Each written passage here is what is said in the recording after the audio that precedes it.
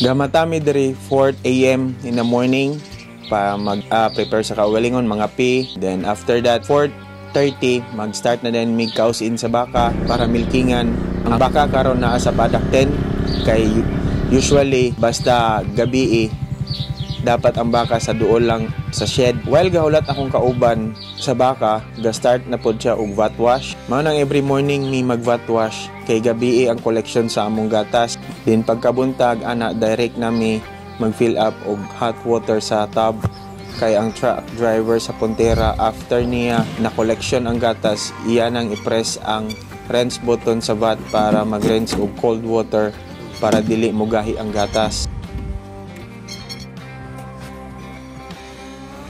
Karon maglimpyo ta sa vat, ipakita na ko sa inyo ang procedure. Sa sulod sa water storage nga naay capacity nga 100 liters, sagulan nato na siya og chemicals which is quantum acid para ma-rinse ang mga nagtik nga gatas sa sulod sa vat og ang mga slimy object.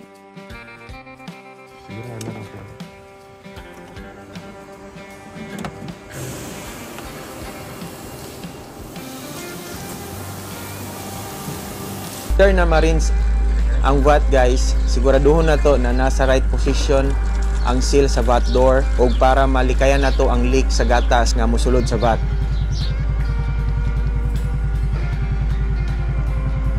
Isunod na to ang pag-open sa vat valve para ready na ta mag-milking. After sa vat wash, basaon na to ang palibot sa shed para dili mo stick tai sa baka o dali lang makuha, and then ma-maintain na to ang kalimpyo sa milking shed.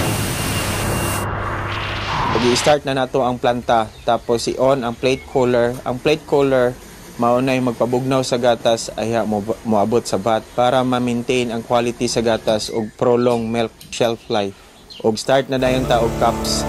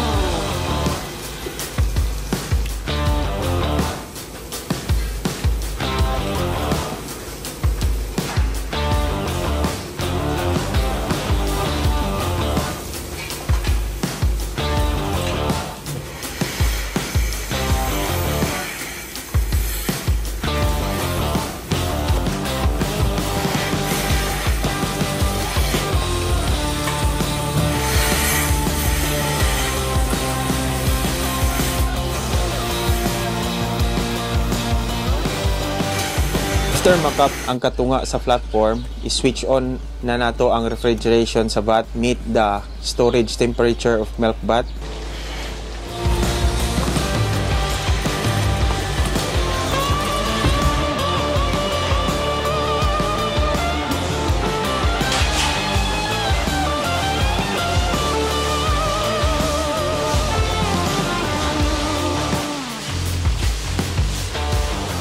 Milking mo guys, daghan og obserbahan. Number 1, i-check ang udder sa baka, if balance ba ang upat ka quarter. Number 2, i-check if dili 3 teethers. Number 3, check long hoof cows to prevent lameness. And number 4, double check vat, refrigeration, plate cooler. Og daghan pa nga need ninyo obserbahan yun.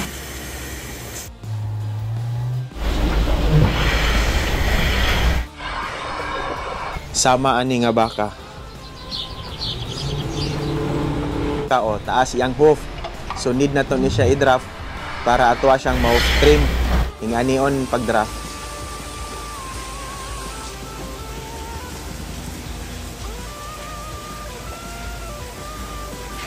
Mana na to draft. Kato siya nga baka, pagawas ato diri sa platform, direct na to siya ma-draft.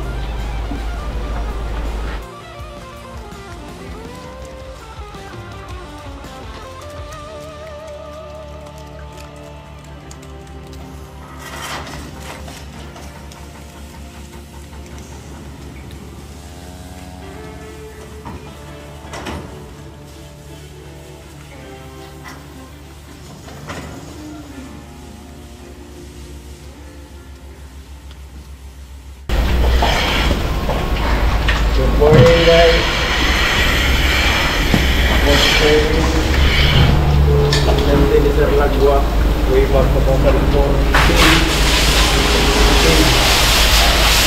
Special course about dairy.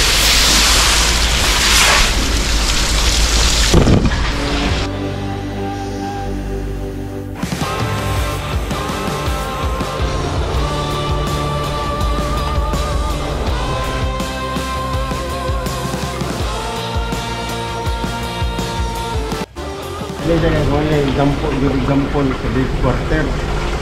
Pero ang term dire is 3 meters. Strip na to siya. Nasa iligban, meaning ang front niya nga left side nga adder dili siya provide of good quality nga milk. Mo nabutangan na siya ligban para kami mga milker puli-puli man mi aware mi nga kani nga cow specific ani sa iyaha is dili i-milk or i-cap ang front left side nga adder niya. See, nakita nimo ang isa mastitis, ang isa watiri. Nagaya po ni sa muswan. Kita niya po ni sir lagwas sa muswan na sa estudyante ba mi. Makita ni mo ang diferensya. Yung duha good sides, back right side o front right side, which is ana yang forma. So kaning left back nga adder of left front mo ay na problema sa quality sa milk. See, like color kani ka signifies na siya nga good ang quality sa yung milk, wala problema. Makita nimo ito basta ito. So next button makingan,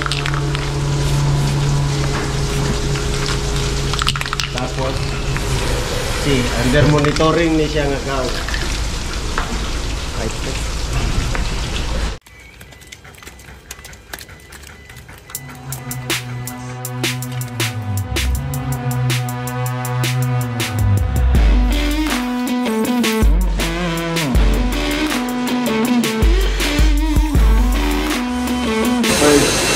Saka monitor mag-put yung mga milk na nasa pipeline sa mga spot.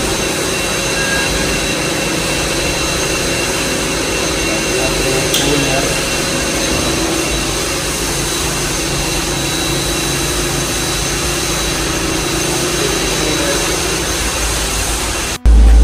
Itong mga tablet nyo, kanina, mga wala sila ang mga switch niya mag-convert sa temperature sa milk from warm to cold. Iwag na sila para mag-collect ng milk na warm. Iwag na ba? Para ka mga cows nga i-cap sa karon ang milk nila padulong dito sa feeder. Mga gamitan nun yan pag-feed sa mga calves kato sila nga herd.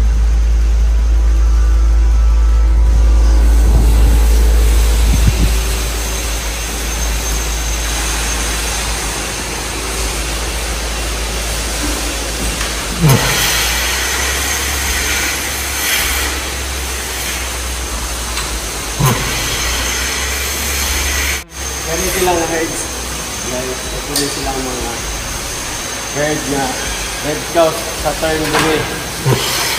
Pero kumbaga kani silang herd, ano sila mga na-antibiotic, which means na-undergo sila o treatment which is mastitis o flame.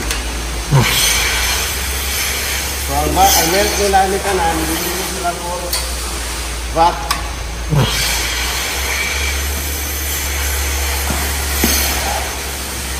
Kumbaga, kung wala na mikal, ang milk nila ni wasted na.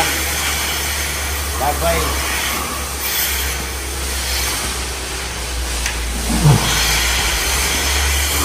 bawal sa sila mamilk mo, mamilk out mo, masagang okay na iba.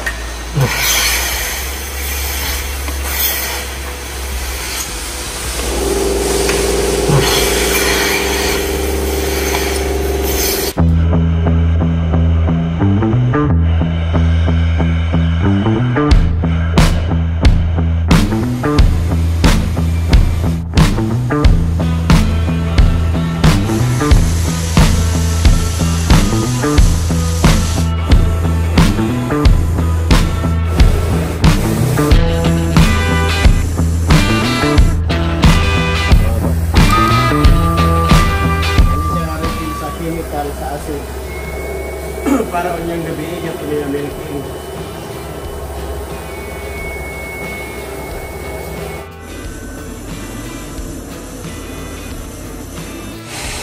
Wala na yun para na nisa sa milking sa gabi yung hapon.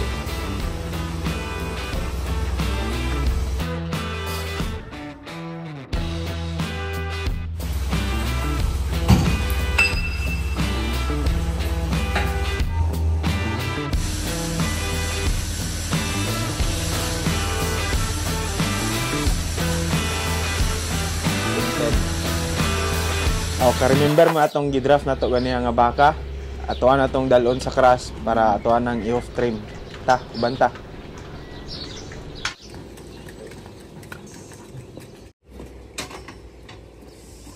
Then mao na ang mga tools nga gamito na to para sa off trim.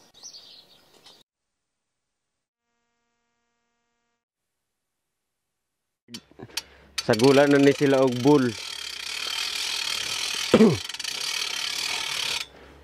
Para sa normal breeding season. So factor ya po ni siya nga mag trim ka sa ilang hoof kaysa ni nga makakos sa lame. So kailangan lang nato siya i-trim out gamay.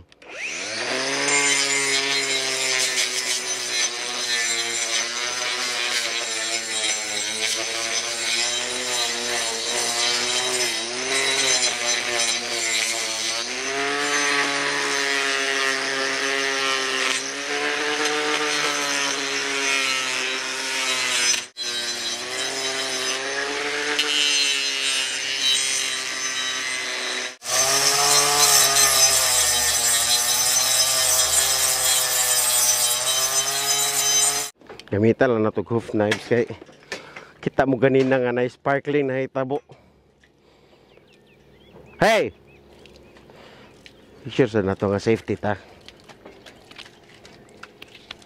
Naiba to diri sa part, diri nga part kani. Kung asa to nakita ang spark kanina ba eh.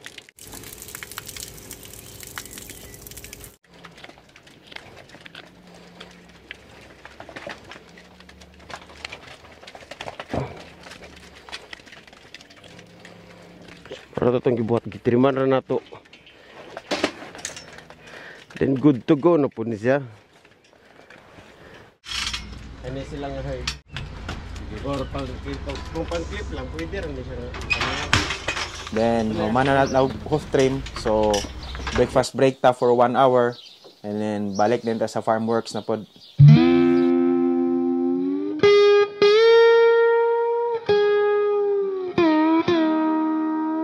Paglimpyo na mo sa calf pen, ilisan na to ang bucket, tinganion, tanggalon sa nato ning hydraulic, and then after, ang always good sa karon nga time, labi na karon nga springtime, ang mga birds kay always na sila ga pugad diri sa tractor, bisag mga sakyanan, so always good nimo i-check ang hood para likay sa masunog, kay naanay mga cost nga nasunog ang tractor tungod sa mga bird's nest.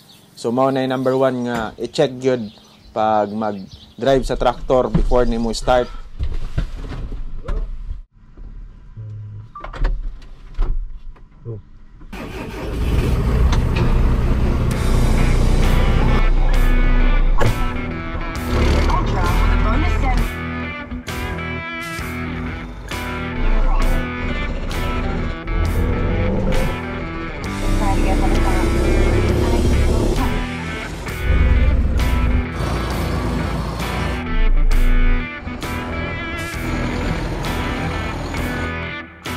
nato na limpyo ang calf pen, nag-break na ta.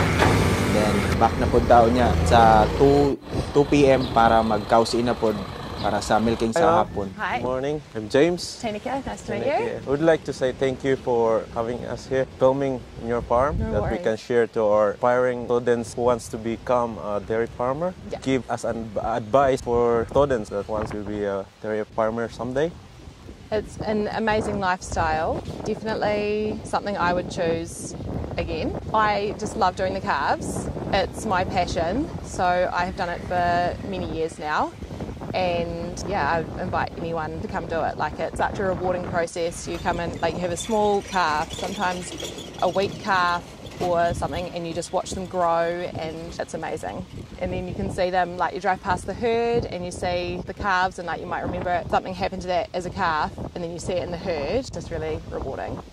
And you get to know their personalities. And I love being outdoors, and sometimes you don't get the best weather, but it's great. You can bring your children along, and having kids grow up on a farm is awesome too, because they see all the animals, like life and death, like just they see everything. It's nature, really. And sometimes, like, you drive past and a cow's calving. It's because I feed the calves on both sides, so I'll come feed these guys, and there might be a cow calving, go across the other side, come back, the calf is born, go back across, feed more calves, come back, and the calf is standing up suckling. And then the calf comes into the shed, and so you've seen it, like, right from the start. And it's just amazing how strong they are and how different all their personalities are. Like, they'll come to the feeder and usually drink in roughly the same spot. Got a few sets of twins this year, and they still, so one set is weaned and they graze with each other. I've kept them, like, together the whole time, and it's so cool seeing that. Amazing. Yeah, and even as they grow up to be cows, sometimes they're still near each other in the paddock. And it's the side of things. Because we calve 1,400 cows, and I do all the calves by myself, because we just, like, set up, do it, and it just flows really nicely. Hey guys. Very cool. Yeah. I think these guys are getting just over 6 litres. So, Wow. yeah. I love, like, massive fat calves. So I try to wean them a bit later as well, just so that they can get that real good start to life. I just love calves and seeing them grow. That's pretty much and just seeing them right through their lives. It's amazing, right? Like, outdoors, because Mum and Dad, they've got a dairy farm just up the road. So I've been on a dairy farm my whole life as well, and always, like, all of us kids are helping out, milking. I've always been doing the calves with Mum. And then it's cool, like, so they're twice a day, and then I'm twice a day at the start and then go once a day. So I've got, like, because we've got such big numbers, I've got quite a different system to Mum and Dad, but it just works really well. Since what age are you started going on farm? Like, so I had a pet calf already when I was, like, 4. 4 years old. Yeah. Wow. And so, like, so Mika is at school, but she was 6 weeks old when because she's June born, so she's 6 weeks old when I started feeding the calves. So she's been feeding calves since she was 6 weeks old. Wow. And then, what are you doing? Because Nico's born in February. Lottie's born in February, Nico's born in March, so they were, like, a few months old when they started. But it's cool, like, they've already done so many seasons of calf feeding, and they know already what to do.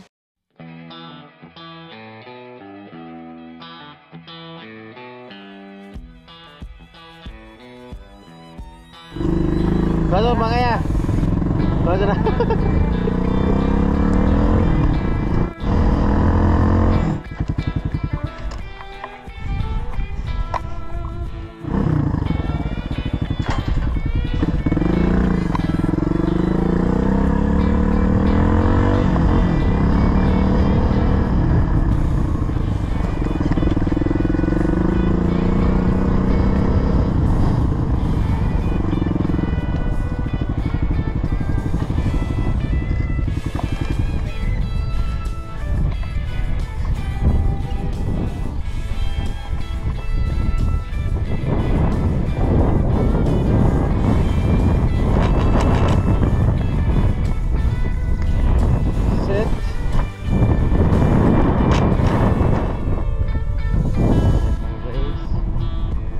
Close ang gates.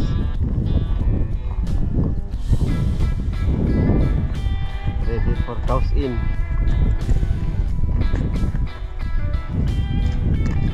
Okay, ready ang yard, ready ang race, close ang gates. Let's get the cows.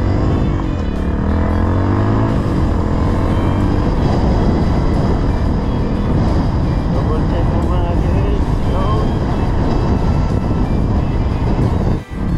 Hey ladies.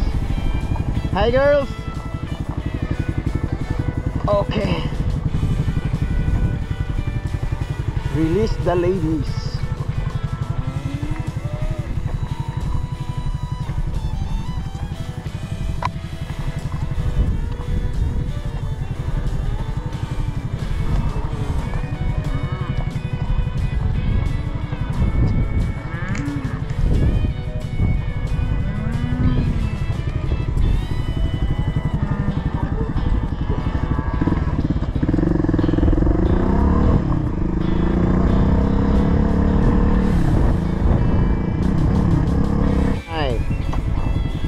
Nilang padag tonight. Diri sila mo diretso after milking. Night.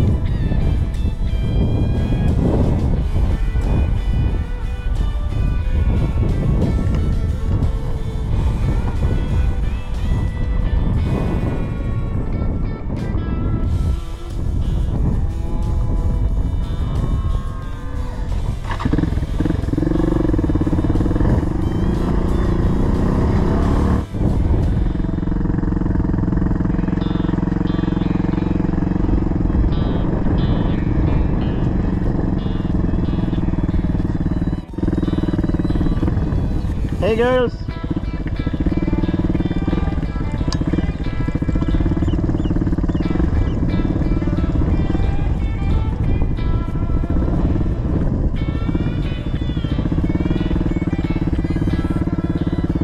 Okay na ka?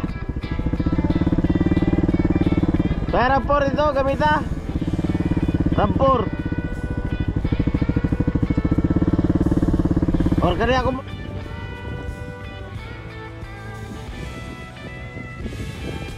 Hey, up!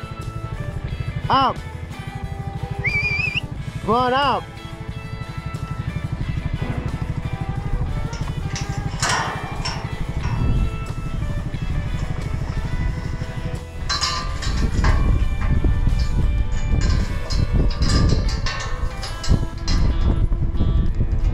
So diri sa among farm guys, ang AI namo is afternoon.